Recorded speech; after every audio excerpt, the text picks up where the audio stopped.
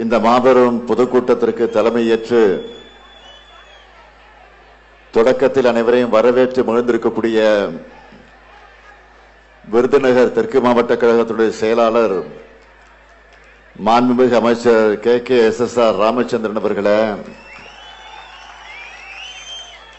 முன்னிலை பொறுப்பை ஏற்றுள்ள விருதுநகர் வடக்கு மாவட்ட கழகத்துடைய செயலாளர் மாண்புமிகு அமைச்சர் திரு தங்கம் தென்னரசு அவர்களே, நாடாளுமன்ற உறுப்பினர் திருமதி ராணி ஸ்ரீகுமார் அவர்களே, முன்னாள் நாடாளுமன்ற உறுப்பினர் தம்பி தனேஷ்குமார் அவர்களே, சட்டமன்ற உறுப்பினர் திரு சீனிவாசன் அவர்களே,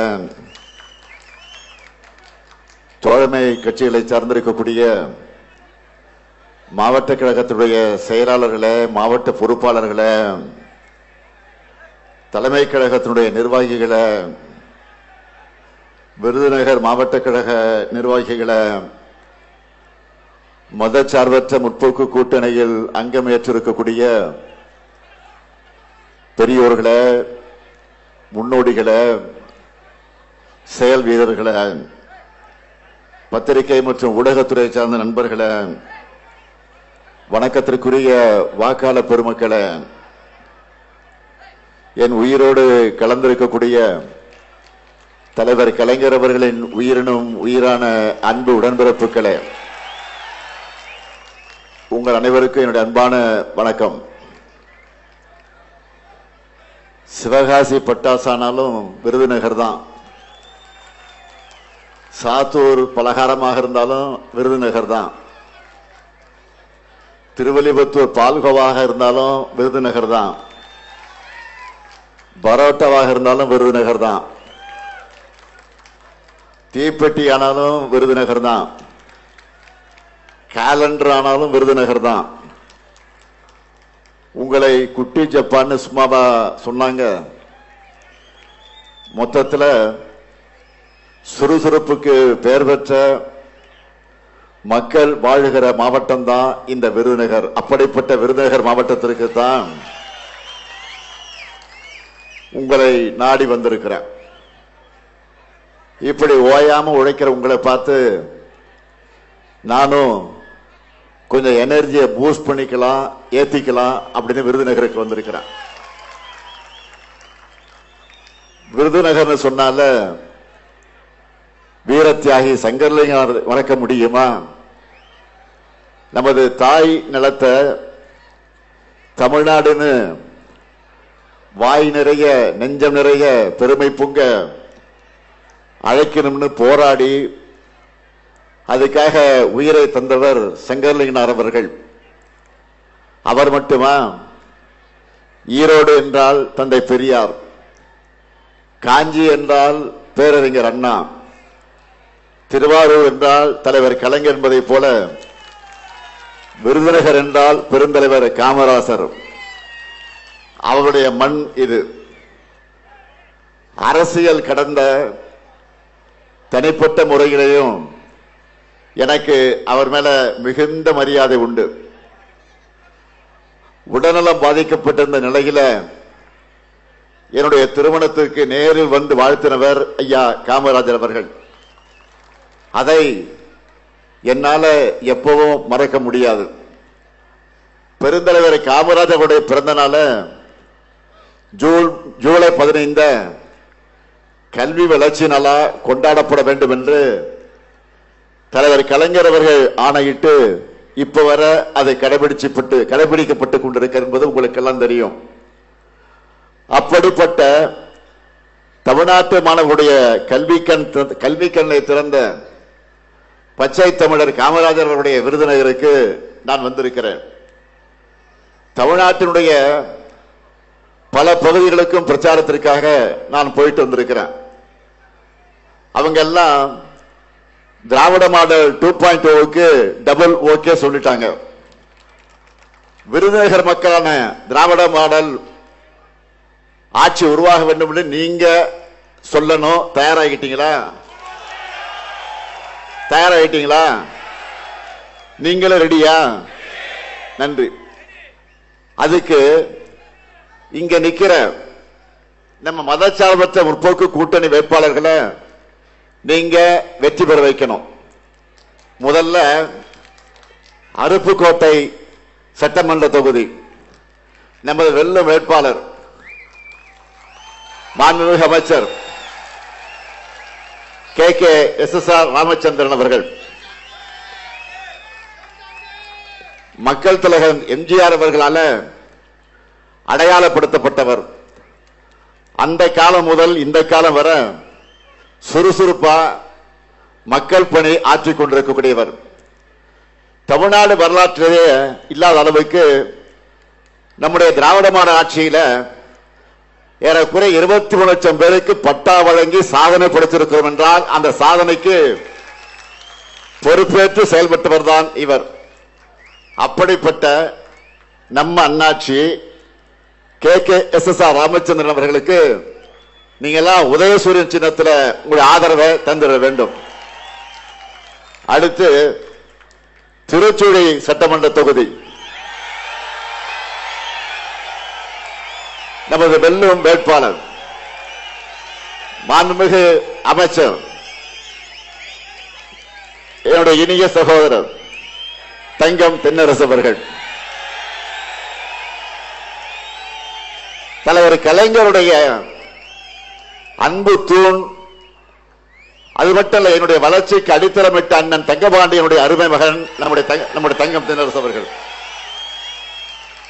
5 முறை சட்டமன்ற உறுப்பினராக வென்ற தங்கம் தென்னரசு அவர்கள் தமிழ்நாட்டை அனைத்து வகையிலும் உயர்த்திய திராவிட மாடல் ஆட்சியுடைய நிதித்துறையை தலைமை பெற வச்சு பெருமைக்குரிய சொந்தக்காரர் நம்முடைய தங்கம் தென்னரசு அவர்கள். இன்னும் சொல்லணும்னா இவரை எதிர்த்து நிற்கவே எதிர்கட்சி வேட்பாளர் அறிவிக்கப்பட்டவர் விரும்பலன்னு செய்திகளும் வந்துட்டு இருக்கு. அந்த அளவு வலிமையான வேட்பாளர். அப்படிப்பட்ட தங்கம் தென்னரசு அவர்களுக்கு உதயசூரியன் சின்னத்தில் நீங்க எல்லாம் மீண்டும் ஆதரிச்சு அவரை வெற்றி பெற வைக்கணும். அடுத்து சாத்தூர் சட்டமன்ற தொகுதி நமது வெல்லும் வேட்பாளர் கடற்கரை ராஜ் அவர்கள். மாவட்ட சேர்மனாக இருந்து மக்கள் பணி ஆற்றியவர்.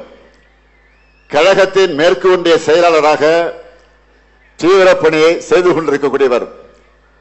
அப்படிப்பட்ட கடற்கரை ராஜ் அவர்களுக்கு நீங்கள் எல்லாம் உதயசூரியன் சின்னத்தில் சாத்தூர் மக்களாகிய நீங்கள் உங்களுடைய பொன்னான வாக்குகளை வழங்கிட வேண்டும். அடுத்து ராஜபாளையம் தொகுதி சட்டமன்ற தொகுதி நம்முடைய வெல்லும் வேட்பாளர் தங்கபாண்டியன் அவர்கள் 2 முறை ராஜபாளையம் சட்டமன்ற உறுப்பினராக வெற்றி பெற்று உங்களுக்கு நன்றாக அறிமுகமானவர். தொகுதி மக்களுக்காக பல்வேறு சமூக சேவை பணிகளையும் ஆற்றி வரக்கூடியவர். ராஜபாளையம் மக்கள் விரும்பக்கூடிய தங்கபாண்டியனுக்கு நீங்கள் எல்லாம் உதயசூரியன் சின்னத்தில் உங்கள் பொன்னான வாக்குகளை அளிக்க வேண்டும். அடுத்து விருதுநகர் சட்டமன்ற தொகுதி நமது கூட்டணி தோழமையான தேசிய முற்போக்கு திராவிட கழகத்தை சார்ந்த என்னுடைய அன்பு தம்பி விஜய பிரபாகரன் அவர்கள், என்னுடைய ஆரோக்கிய நண்பர் பெருமதிப்பிற்குரிய கேப்டன் விஜயகாந்த் மற்றும் அன்பு சகோதரி பிரேமலதா விஜயகாந்துடைய அன்பு மகன்தான் இங்கே வேட்பாளராக நிற்கிறார். தேமுதிகவினுடைய இளைஞரணி செயலாளராக துடிப்போடு செயல்பட்டுக் கொண்டிருக்கக்கூடியவர். அவருக்கு நீங்கள் எல்லாம் முரசு சின்னத்தில் உங்களுடைய பொன்னான வாக்குகளை அளிக்கணும். தம்பி விஜய பிரபாகரனுக்கு வாக்கு கேட்கும் போது என்னுடைய நினைவுகள் எல்லாம் எங்கே செல்கிறது தெரியுமா?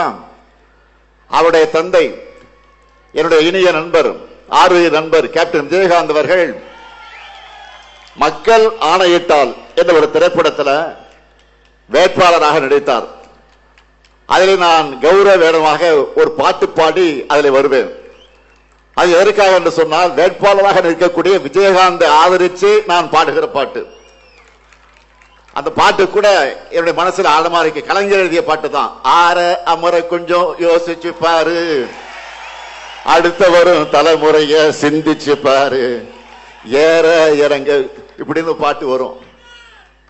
அப்படி இவருடைய அப்பாவுக்கு ஓட்டு கேட்டு திரைப்படத்தில் நடிச்சேன். இன்று அவருடைய அருமை மகனுக்கு முதலமைச்சரா இன்றைக்கு நேரடியாக வாக்கு கேட்க வந்திருக்கிறேன். ஆகவே தம்பி விஜயபிரபாகரனை பெருவாரியான வாக்கு வித்தியாசத்தில் வெற்றி பெற வைக்க வேண்டும் என்று உங்களை எல்லாம் நான் அன்போடு கேட்டுக்கிறேன். அடுத்து சிவகாசி சட்டமன்ற தொகுதி நம்முடைய அன்பு சகோதரர் ராகுல் காந்தி அவர்களால் அறிவிக்கப்பட்ட நமது வெல்லும் வேட்பாளர் காங்கிரஸ் கட்சியை சேர்ந்த அசோகன் அவர்கள் சிவகாசி நகரமன்றத்தினுடைய துணைத் தலைவராக செயல்பட்டவர்.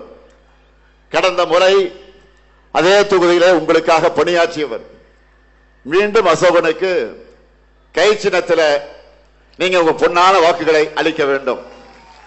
நிறைவா திருவள்ளுவர் சட்டமன்ற தொகுதி நமது வெல்லும் வேட்பாளர் இந்திய கம்யூனிஸ்ட் கட்சியை சார்ந்த திரு மகாலிங்கம் அவர்கள் பத்தராயிப்பு தாலுகாவினுடைய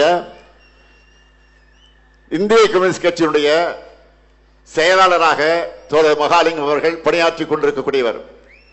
இந்த வட்டாரத்து மக்களுக்காக தொடர்ந்து செயலாற்றி வரக்கூடியவர்.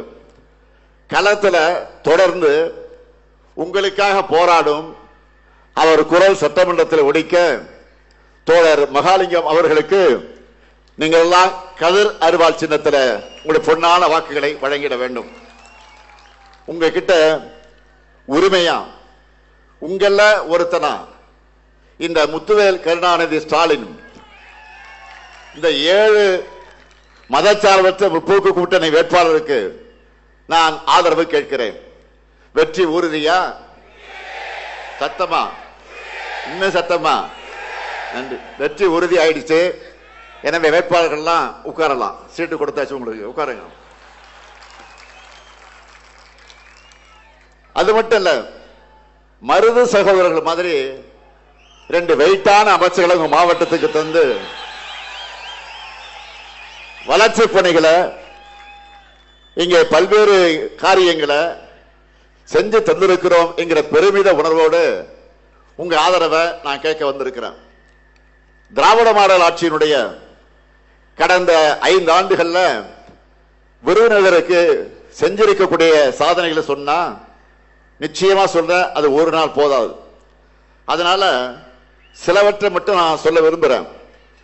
திருச்சுழி மக்களுடைய நீண்ட நாள் கோரிக்கையை நிறைவேற்றி இன்னைக்கு புதிய பேருந்து நிலையம், சிவகாசி சிறுவலிவத்தூர் காலையில் இருக்கக்கூடிய சாட்சியாபுரத்தில் புதிய ரயில் மேம்பாலம், அருப்புக்கோட்டை மற்றும் ராஜபாளையம் அரசு மருத்துவமனைகளில் புதிய கூடுதல் கட்டடங்கள், முடுக்கன்குளம் துணை மின் நிலையம், காரியாப்பட்டி மற்ற திருச்சூழி வட்டங்கள்ல கண்மாய்கள் அணைக்கட்டுகள் மேம்பாடு, காரியாப்பட்டி வட்டத்தில் தெற்காற்றின் குறுக்க புதிய அணை, பிளவக்கல் அணைப்பகுதியில் பூங்கா, மேற்கு தொடர்ச்சி மலையின் அடிவாரத்தில் இருக்கக்கூடிய சுற்றுலா தலமான சாஸ்தா கோயில் அருவி பகுதியில் மேம்பாட்டு பணிகள், இவை அனைத்துக்கும் மேலாக 40,000 பேருக்கு விருதுநகர் மாவட்டத்தில் பட்டா வழங்கப்பட்டிருக்கு. அது மட்டும் இல்ல, 1286 ஊரக குடியிருப்புகளுக்கு தாமிரபரணிய நீராதாரமாக கொண்டு கூட்டு குடிநீர் திட்ட பணிகள், இருக்கன்குடி மாரியம்மன் திருக்கோயில்ல 66 கோடி ரூபாயில அந்த மதிப்பீட்டில் திருப்பணிகள், விருதுநகர்ல ஒருங்கிணைந்த ஆயத்தாடைகள் பூங்கா, திருச்சூழியில புதிய சிப்கா தொழிற்பூங்கா மற்றும் உணவு பூங்கா, அருப்புக்கோட்டை மருத்துவமனை மாவட்ட தலைமையிட மருத்துவமனையாக மேம்படுத்தக்கூடிய பணிகள், ராஜபாளையம் வட்டம் ஐயன்கொல்லன் கொண்டான்ல 25 ஏக்கர்ல 15 கோடி ரூபாய் மதிப்பீட்டில் புதிய தொழிற்பேட்டை, திருவள்ளுவத்தூர்ல புதிய பேருந்து நிலையம், திருத்தங்கல் பகுதியில் போக்குவரத்து நெரிசலை சரி செய்ய அதை தவிர்க்க புதிய ரயில்வே மேம்பாலம் ஆகிய பணிகள் நடைபெற்று வருகிறது. திருச்சூழியில அரசு கல்லூரி வேணும்னு கேட்டீங்க, அந்த பணியும் தொடங்கியாச்சு. இன்னும் உங்களுக்கு என்ன வேணும்னாலும் சொல்லுங்க, விருதுநகருக்காக நிச்சயம் நான் செஞ்சு தருவேன் என்ற உறுதியை தெரிவிக்கிறேன். இதே போல சாதனைகளை எதையும் சொல்ல முடியாம அவதூறுகளையும் தரம் தாழ்ந்த பேச்சுக்களையும் நம்பி பரப்புரை செய்து கொண்டிருக்கிறார் யாரு? எதிர்கட்சி தலைவர் பழனிசாமி அவர்கள். பழனிசாமின்னு சொன்னா அது பொய், பித்தர் அப்படிதான் வரும். பழனிசாமி சொல்லிருக்கக்கூடிய பொய்களை ஒரு புத்தகமே போடலாம், அந்த அளவுக்கு பொய்களை சொல்லிக் கொண்டிருக்கிறார். 5 முறை முதலமைச்சராக இருந்த நம்முடைய தலைவர் கலைஞர் அவர்களை பற்றி பச்சை பொய்ய பேசின பழனிசாமிக்கு நான் நெல்லையிலே அதற்கு பதிலடி கொடுத்திருக்கிறேன். தான் சொன்ன ஒரு பொய்யிலிருந்து தப்பிக்க அடுத்தடுத்த பொய்களை கூச்சமே இல்லாம சொல்ல தொடங்கி இருக்கிறார். என்ன சொல்லுகிறார்? பெருந்தலைவர் காமராஜருக்கு நாம் இடம் தர மறுத்தோமா, அதேபோல அம்மையார் ஜானகி எம்ஜிஆர் அவர்களுக்கு இடம் தர மறுத்தோம்னு உளதை கூட்டி இருக்கிறார். சங்கை கூட்டணியில் சேர்ந்த காரணத்தால அவங்கள போலவே வாட்ஸ்அப் வதந்திகளை வாந்தி எடுத்துக்கிட்டு இருக்கிறார். பெருந்தலைவர் காமராஜர் மறைவுற்ற போது சொந்த மகனை போல உடனிருந்து இறுதி நிகழ்வுகளை செஞ்சவர் நம்முடைய தலைவர் கலைஞர் அவர்கள். காமராஜருடைய திருவுடல தேனாம்பட்டை காங்கிரஸ் மைதானத்தில் பொதுமக்கள் அஞ்சலிக்காக வைக்கலாம்னு சொன்னப்போ அவர் ஒரு கட்சிக்கு மட்டும் தலைவர் இல்ல, எல்லோருக்குமான தலைவர், முன்னாள் முதலமைச்சர் காரணத்தால ராஜாஜி மண்டபத்தில் தான் வைக்கணும்னு சொன்னவர் தலைவர் கலைஞர் அவர்கள். அவரை கிண்டி காந்தி மண்டபத்தில் தகனம் செய்ய முடிவெடுத்து நள்ளிரவு மழையில நனைஞ்சபடி இடத்தை தேர்வு செஞ்சார். அவர் போன கார் லைட்டை போட்டு இரவு மழை பெஞ்சுக்கிட்டு இருக்கு, அப்போ அந்த இடத்தை தலைவர் கலைஞர் தான் தேர்வு செஞ்சார். அது மட்டும் இல்ல, முப்படை வீரர்கள் தூக்கிட்டு வந்த பெருந்தலைவர் காமராஜருடைய உடலை வாங்கி பீரங்கி வண்டியில வச்சது யார் தெரியுமா? தலைவர் கலைஞரும் அன்றைய கர்நாடக முதலமைச்சர் தேவராஜ அரசு அவர்களும் தான். அதே திமுக அமைச்சராக இருந்த ராஜாராம் ஆகியோர் தான். தகன மேடைக்கு அருகே இந்திரா காந்தி அம்மையாரோடு கலைஞரும் இருந்தார். இதெல்லாம் வரலாறு. பழனிசாமி அவர்கள் சொன்ன போய் உண்மைன்னா அந்த காலத்திலே இந்த பிரச்சனை சர்ச்சையாக இருக்கும் அல்லவா, பத்திரிகையில் செய்தியாக வந்திருக்கும். ஆனா அப்படி எதுவும் நடைபெறவில்லை. ஆனா தமிழ்நாட்டு காங்கிரஸ் தலைவர்கள் எழுதின புத்தகங்கள்ல கலைஞரை பற்றி புகழ்ந்துதான் இந்த விஷயம் குறித்து எழுதியிருக்கிறார்கள். அதே போல ஜானகி எம்ஜிஆர் அவர்கள் மறைந்த சில நாட்களிலேயே ராமாவரம் தோட்டத்தில் இருக்கக்கூடிய எம்ஜிஆர் இல்லத்தில் ஜானகி எம்ஜிஆருடைய படத்தை திறந்து வச்சவர் தலைவர் கலைஞர். ஆர் வீரப்பன், ராமசாமி உடையார், வழக்கறிஞர் NC ராகவாச்சாரி ஆகியோரும் உடனிருந்த நிகழ்வு. சில காலம் மட்டுமே முதலமைச்சராக இருந்த ஜானகி எம்ஜிஆர் படத்தை அதிமுக தலைவர்களை கோட்டையில, முதலமைச்சர் படம் வரிசையா இருக்கும் பாருங்க, அந்த கோட்டையில கூட மாட்டல. ஆனா தலைவர் கலைஞர் தான் 1996ஆம் ஆண்டு ஆட்சிக்கு வந்த பிறகு கோட்டையில அவங்க படத்தை மாட்ட சொன்னார். அந்த அளவுக்கு மதிச்சார். ஆனால் முந்தா நாள் அடிச்ச காத்துல முதலமைச்சராகி மக்களால் தூக்கி எறியப்பட்ட பழனிசாமிக்கு இதெல்லாம் தெரியுமா? தப்பு பண்ணா வருத்தம் தெரிவிக்கிறதா நல்ல மனிதனுக்கு இலக்கணம். அதை விட்டுட்டு மேலும் மேலும் பொய்களை சொன்னால் பழனிசாமி இன்னும் அசிங்கப்பட்டு தான் போவார். இப்ப புதுசா இன்னொரு பொய்ய சேர்த்திருக்காரு. என்னன்னா, அரசு ஊழியர்களை ஆசை வார்த்தை காட்டி திமுக அரசு ஏமாத்திடுச்சு என்று பழனிசாமி பேசியிருக்கிறார். அப்படி ஏமாத்தி இருந்தா அரசு ஊழியர்கள் சங்க நிர்வாகிகள் என்னை கோட்டையில வந்து சந்திச்சு நன்றி சொல்லி எனக்கு இனிப்பு ஊட்டி இருப்பாங்களா? சொல்லுங்க. நிறைவேற்றவே முடியாதுன்னு சொன்ன அதை நாம செஞ்சிட்டோம். அதை தாங்கிக்க முடியாத கடுப்புல பழனிசாமி இப்படியெல்லாம் பேசிட்டு திரிகிறார். லட்சக்கணக்கான அரசு ஊழியர்களை நாங்க மகிழ்ச்சியில் ஆழ்த்தி இருக்கிறோம். அரசு ஊழியர்களை, ஆசிரியர்களை கொடுமைப்படுத்தி, கொச்சைப்படுத்தி, அவங்களுக்கு தர ஊதியத்தையும் இழிவுபடுத்தி பேசிய பழனிசாமிக்கு அவங்க கிட்ட இருந்து ஸ்வீட்டும் கிடைக்காது, அவங்களோட ஓட்டும் கிடைக்காது. இதான் உண்மை.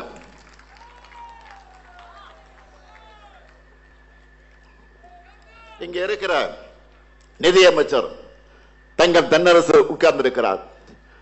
அதை எப்படியாவது நிறைவேற்ற வேண்டும் என்று எவ்வளவு முயற்சி எடுத்தோன்னு அவருக்கு முழு விவரம் தெரியும். நம்மோட வரிப்பணம் மொத்தத்தையும் வாங்கி பாஜக ஆளும் வடமாநிலங்களுக்கு ஒன்றிய அரசு கொடுக்கிறாங்க. இதனால் ஏற்படுத்தப்படுகிற செயற்கையான நிதி ஒதுக்கீடை மீறி இந்த ஓய்வூதிய திட்டம் உள்ளிட்ட எல்லாவற்றையும் நாம நிறைவேற்றி காட்டியிருக்கிறோம். அரசு ஊழியர்களுக்கு மட்டுமா துரோகம் செஞ்சாரு? பழனிசாமி துரோகம் பண்ணாத தரப்பே தமிழ்நாட்டில் இருக்க முடியாது.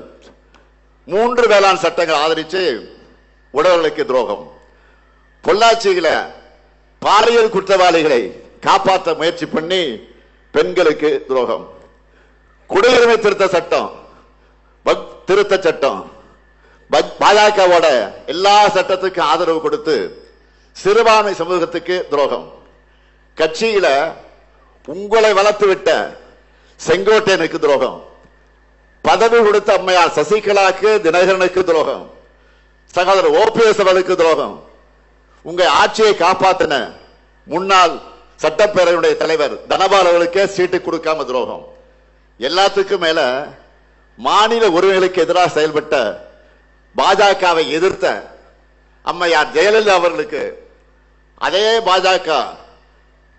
பாஜகவோட இன்றைக்கு கூட்டணி வச்சு துரோகம் செஞ்சிருக்கிறார். இப்ப நான் சொன்ன துரோகத்தை உங்களால் என்ன முடிஞ்சிச்சா?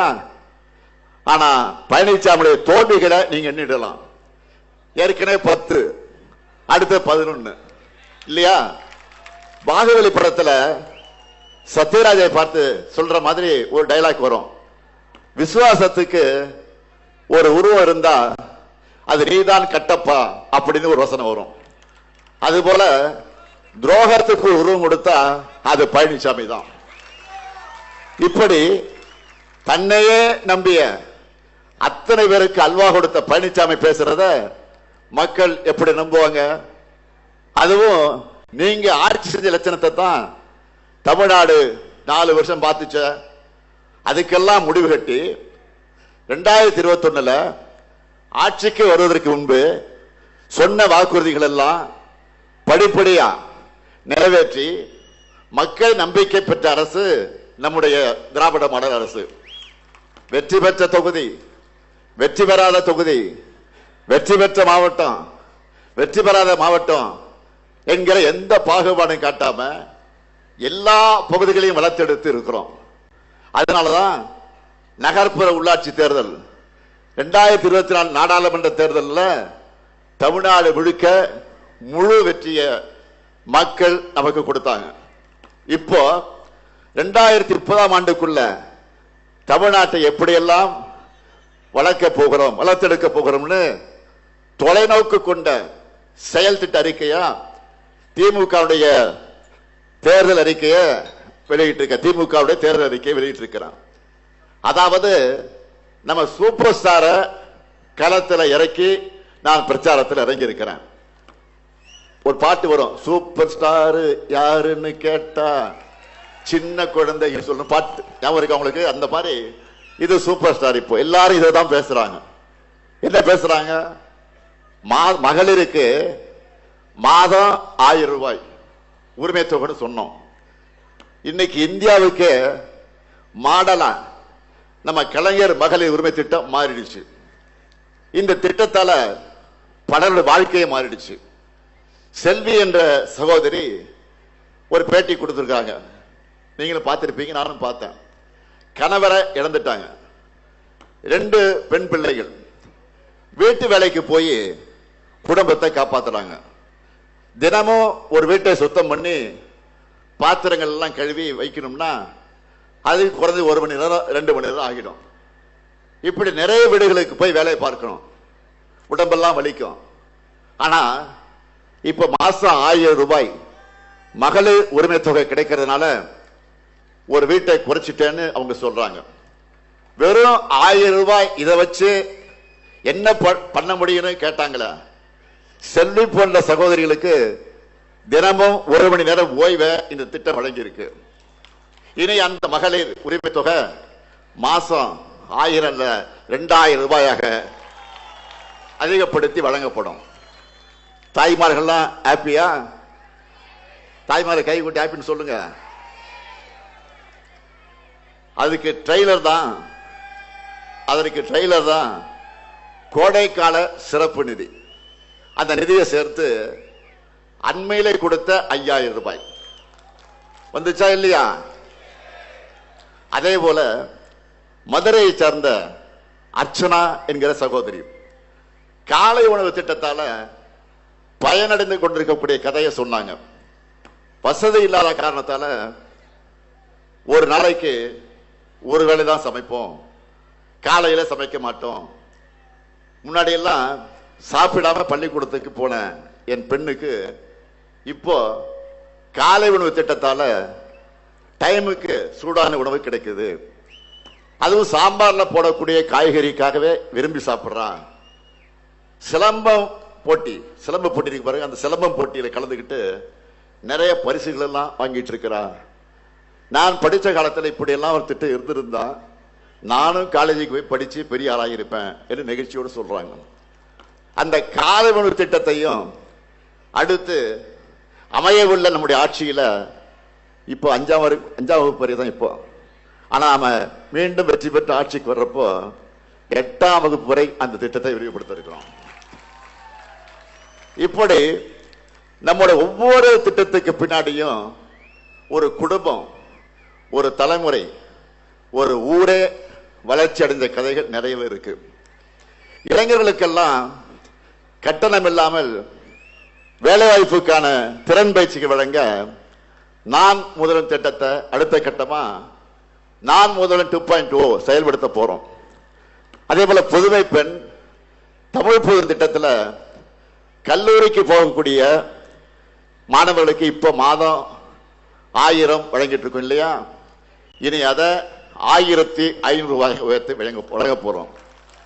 அது மட்டுமல்ல, மாணவர்களுக்கு 5 ஆண்டு காலத்தில் வர இருக்கக்கூடிய 5 ஆண்டு காலத்தில் 35 லட்சம் கல்லூரி மாணவர்களுக்கு லேப்டாப் கொடுக்க போறோம். முதியோர், மாற்றுத்திறனாளிகள், ஆதரவற்ற பெண்கள் என எல்லோருக்குமான உதவித்தொகையும் டபுள் மடங்காக உயர்த்தி வழங்கப்பட இருக்கு. எல்லா சட்டமன்ற தொகுதிகளிலும் முதல்வர் படைப்பகங்கள் அமைக்க போறோம். இது நூலகம் மட்டுமல்ல, மீட்டிங் ரூம், ஆபீஸ் ரூம், அதிவேக இன்டர்நெட் வசதி, எல்லா வசதிகளும் கொண்ட கட்டடமாக முதல்வர் படைப்பகம் இருக்கும். தனியார்ல ஆயிரக்கணக்கான செலவாகிற வசதிகளை மிக மிக குறைந்த கட்டணத்தில் வழங்க போறோம். பால் கொள்முதல் விலைய லிட்டர் ஒன்றுக்கு 5 ரூபாய் உயர்த்தி வழங்க போறோம். எல்லாத்துக்கும் மேல பெண்கள் ஒவ்வொருத்தரும் மகிழ்ச்சி அடையக்கூடிய வகையில் ஒரு அருமையான திட்டம், ஒரு அல்டிமேட் அறிவிப்பை வெளியிட்டு இருக்கிறோம். என்னன்னு தெரியும் உங்களுக்கு? இல்லத்தரசி திட்டம். எல்லாரும் இதுக்காகத்தான் வெயிட் பண்ணிட்டு இருந்தீங்க. என்ன இல்லத்தரசி திட்டம்? 8000 ரூபாய் கூப்பன். எதுக்கான கூப்பன்? இல்லத்தரசிகளான நீங்க உங்களுக்கு தேவையான வீட்டு உபயோக பொருளை உங்க ஊர்ல உங்களுக்கு விருப்பமான கடையில் உங்களுக்கு பிடிச்ச மாதிரி வாங்கிக் கொள்வதற்கான கூப்பன். புதுசா வாங்கிக்கலாம், பழசை கொடுத்துட்டு எக்ஸ்சேஞ்சும் பண்ணிக்கலாம். என்ன வாங்கணும், எப்படி வாங்கணும், எந்த கடை, எந்த கலர், எல்லாமே உங்களுடைய சாய்ஸ் தான். உங்க கனவு யாராவது தலையிட்டா விடாதீங்க, சும்மா உங்க இஷ்டத்துக்கு, உங்க சாய்ஸ் இது. இந்த கூப்பனை கொடுத்து என்னென்ன வாங்கலாம், எதை விரும்பி கேட்கலாம் நீங்க? Washing machine, fridge, TV, grinder, mixie, microwave அவன், மின் அடுப்பு போன்ற எந்த பொருளையும் நீங்க வாங்கிக்கலாம். என்னை பொறுத்தவரை நம்ம குடும்பத் தலைவருடைய வீட்டு வேலை சுமை பெருமளவு குறைஞ்சிரும். அதுதான் இந்த திட்டத்துடைய முக்கிய நோக்கம். இன்னைக்கு தமிழ்நாடு முழுக்க இந்த திட்டத்தை பத்தி தான் எல்லோரும் மகிழ்ச்சியா பேசிட்டு இருக்காங்க. ஒருத்தர் தான் சோகமா இருக்காரு. யார் அவரு? பழனிசாமி. இல்லத்தரசி திட்டத்தை கிடைச்ச வரவேற்பை பார்த்துட்டு இதுல திமுக காரங்க கமிஷன் அடிப்பாங்க என்ற அடிப்படை இல்லாம புலம்பிட்டு இருக்காரு. பணத்துக்கு பதிலாக கூப்பன் தரோம், மக்கள் கடையில கொடுத்து பொருளை வாங்கிக்க போறாங்க. இதுல எங்க ஊழலும் கமிஷன் வந்துச்சு? தன்னை போலவே பழனிசாமி எல்லோரையும் நினைச்சிட்டாரு. எது எப்படியோ இல்லத்தரசு அறிவிப்பால் எதிர்கட்சி தலைவர் பழனிசாமி இப்போ ஃபியூஸ் போன சாமி ஆயிட்டாரு. தேர்தல் அறிக்கையில இன்னும் சில அறிவிப்புகள் இருக்கு.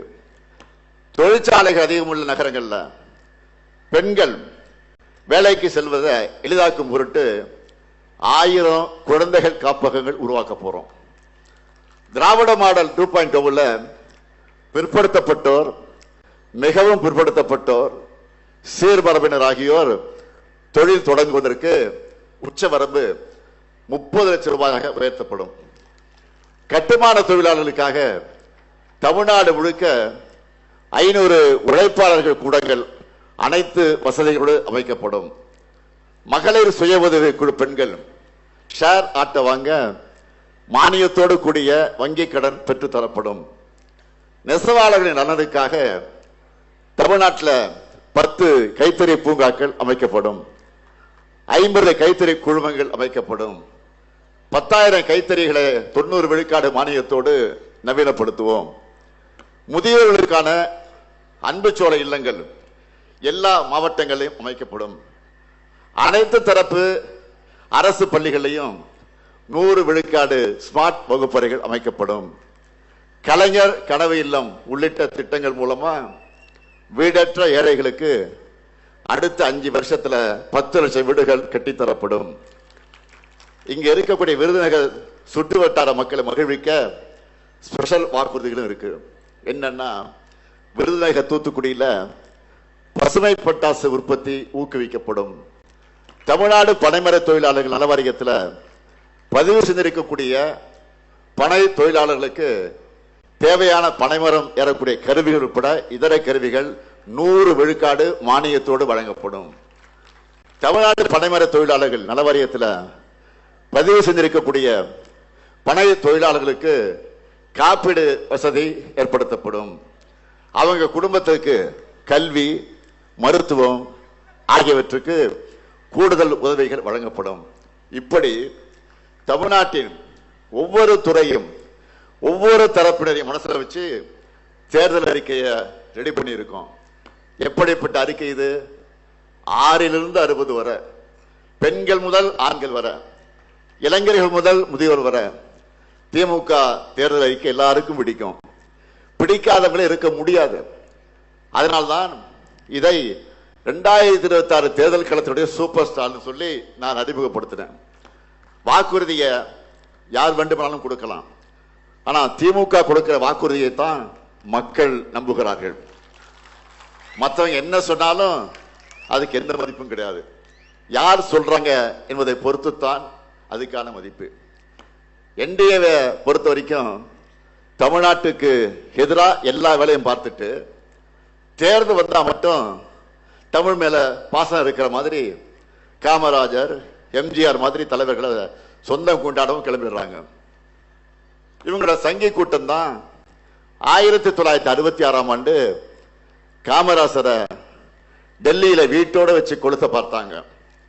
மனித தர்மத்திற்கும் காமராசரின் மனித தர்மத்துக்கும் நடக்கக்கூடிய பலாத்கார போராட்டம்னு தந்தை பெரியார் கண்டிச்சார். இப்படி காலந்தோறும் தமிழ் மீதும், தமிழர்கள் மீதும், தமிழ் தலைவர்கள் மீதும், தமிழ் பண்பாட்டின் மீதும் இவங்களுக்கு வெறுப்பு தான். இப்படிப்பட்ட தமிழ் விரோதிகளோட பழனிசாமி கூட்டணி வச்சிருக்கிறார். பாஜகவுடைய ஒரே நோக்கம் தமிழ்நாட்டின் வளர்ச்சியை தடுக்கிறது தான். என்டிஏ ஆட்சி தமிழ்நாட்டுக்கு வந்தா என்ன ஆகுன்னு நாம கற்பனை பண்ணி கூட பார்க்க வேண்டிய அவசியம் இல்லை. இந்தியா முழுக்க பாஜக புகுந்த மாநிலங்கள் என்ன கதியில் இருக்கு? பாஜக கூட கூட்டணி சேர்ந்த தலைவர்களும் கட்சிகளும் என்ன ஆனாங்கன்னு பார்த்தால நமக்கு பதில் கிடைச்சிரும். நாம இப்ப போராடுறது திராவிட முன்னேற்ற கழகத்தின் வெற்றிக்காக மட்டுமல்ல, ஒரு கூட்டணி கட்சியுடைய வெற்றிக்காக மட்டுமல்ல, தமிழ்நாட்டுடைய வெற்றிக்காக மறந்துவிடக்கூடாது. தமிழ்நாடு அணியா டெல்லி அணியா என்கின்ற ஜனநாயக போர்ல அரசியல் விருப்பு வெறுப்புகளுக்கு அப்பாற்பட்டு விருதுநகர் மக்கள் அனைவரும் திமுக தலைமையிலான மதச்சார்பற்ற முற்போக்கு கூட்டணியை ஆதரிக்கணும். சொன்னதை செய்யும் தலைவர் கலைஞரின் மகனா கேட்கிற அருப்புக்கோட்டை சட்டமன்ற தொகுதியில நம்முடைய வேட்பாளர் KK-SSR ராமச்சந்திரன் அவர்களுக்கும், திருச்சூழி சட்டமன்ற தொகுதியில நமது வேட்பாளர் மாண்புமிகு அமைச்சர் தங்கம் தென்னரசு அவர்களுக்கும், சாத்தூர் சட்டமன்ற தொகுதியில நமது வேட்பாளர் கடற்கரை அவர்களுக்கு, ராஜபாளையம் சட்டமன்ற தொகுதியில நம்முடைய வேட்பாளர் தங்கவாணி அவர்களுக்கும் நீங்கள் உதயசூரியன் சின்னத்தில் வாக்களித்து வெற்றி பெற வைக்கணும். அதே போல விருதுநகர் சட்டமன்ற தொகுதியில நமது தோழமை கட்சியான தேமுதிகவினுடைய வெல்லும் வேட்பாளர் நம்முடைய மதிப்பிற்குரிய கேப்டனின் மகன் விஜயபிரபாகரன் அவர்களுக்கு முரசு சின்னத்தில் வாக்களித்து பெருவாரியான வாக்கு வித்தியாசத்தில் வெற்றி பெற வைக்கணும். சிவகாசி சட்டமன்ற தொகுதியில சகோதரர் ராகுல் காந்தியின் ஆதரவு பெற்ற காங்கிரஸ் கட்சியின் வேட்பாளர் அசோகனுக்கு கை சின்னத்தில் வாக்களித்து வெற்றி பெற வைக்கணும். ஸ்ரீவில்லிபுத்தூர் சட்டமன்ற தொகுதியில நம்முடைய தோழமை இயக்கமாம் இந்திய கம்யூனிஸ்ட் கட்சியை சேர்ந்த தோழர் மகாலிங்கம் அவர்களுக்கு கதிர் அருவாள் சின்னத்தில் நீங்கள் உங்கள் பொன்னான வாக்கு அளிக்கணும். அமையவருக்கும் திராவிட மாடல் 2.0 ஆட்சியில எங்க சாதனைகளை நாங்களே முறியடைக்கக்கூடிய வகையில் ஆட்சியை வழங்குவோம். நாடு வளம் பெற, நல்லாட்சி தொடர்ந்திட ஆதரிப்பீர். மதச்சார்பற்ற முற்போக்கு கூட்டணி வேட்பாளர்களை வெல்வோம் ஒன்றாக, வெல்வோம் ஒன்றாக, வெல்வோம் ஒன்றாக.